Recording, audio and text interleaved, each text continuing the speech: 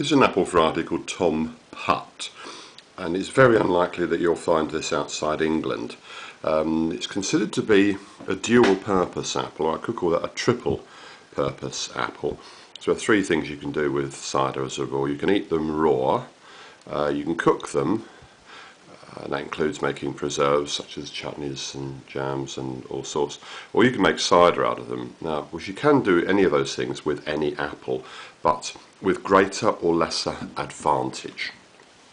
Tom Putt is, which is just a picture in this book. You can see those are the pictures in the book, and that's the actual apple, and it is very like it. We bought it from a reputable source. I'm sure it is actually Tom Putt. This book, I should say, is an absolutely beautiful book. A Somerset Pomona, The Cider Apples of Somerset by Liz Copas.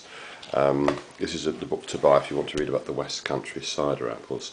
Tom Putt is it's an English variety. The provenance of it is disputed a little bit. But this is a cider. This is an apple which you can eat raw. I had one raw the other day. It's very nice. Or you can cook it, or you can make cider of it. And I had one yesterday, and it was quite nice. This is an apple that's reasonably soft, right from when it's ripe in late August, early September. It's from the 18th century. Apparently it's a bit variable, so there are apples sold as Tom Putts, which may or may not be the original Tom Putt. It was popular in gardens, often referred to as the orchard, the cottage apple. The cottage apple. It says here, Tom Putt has been quoted as a rosy apple that grew in every garden and every orchard.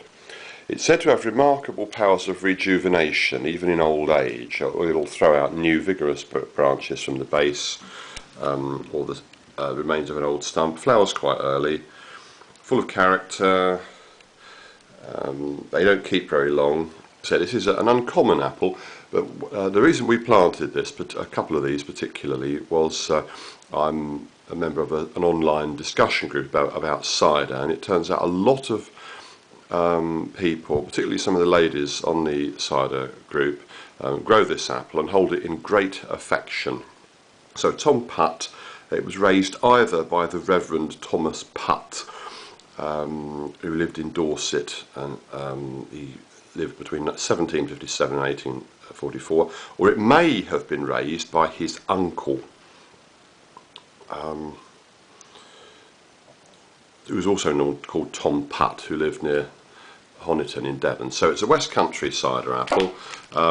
It's held in great affection. It's one of these apples that's been grown for a very long time and tends to be in cottagers' gardens.